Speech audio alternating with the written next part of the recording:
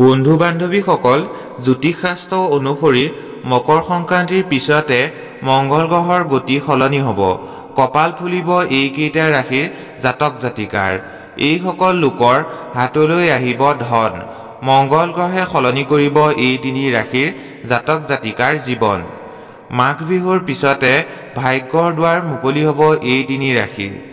এই তিনি ৰাশিৰ ব্যক্তিসকল উন্নতিৰ দিশত আগবাঢ়ি যাব। বন্ধু বান্ধৱীসকল, গ্ৰহ নক্ষত্ৰৰ গতি সলনিয়ে আমাৰ জীৱনৰ ৰাশিৰ ওপৰত প্ৰভাৱ পেলায়। আজি মাঘ বিহু বা মকৰ সংক্ৰান্তি। ইয়াৰ পিছতে বৃষ ৰাশি, তুলা ৰাশি আৰু মীন ৰাশিৰ ভাগ্যৰ দুৱাৰ খোল খাব এই ৰাশিৰ ব্যক্তিসকলৰ। প্ৰিয় দৰ্শক, এই তিনি ৰাশিৰ বিষয়ে জনাৰ আগতে আপোনালোকলৈ এটা অনুৰোধ। ভিডিঅ'টো ভাল পালে এটা লাইক কৰি দিব। যদি চেনেলটো নতুনকৈ আহিছে তেনেহলে চেনেলটো ছাবস্ক্ৰাইব কৰি কাষতে থকা বেল আইকনটো অল নটিফিকেশ্যনত কৰি ল'ব নাপাহৰিব।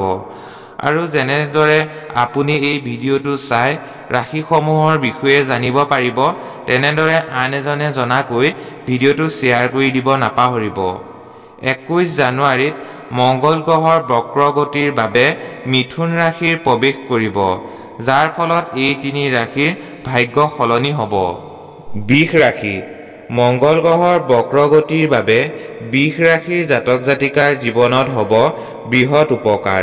এই ৰাশিৰ লোকে সংক্ৰান্তিৰ পিছত হঠাতে টকা পাব পাৰে।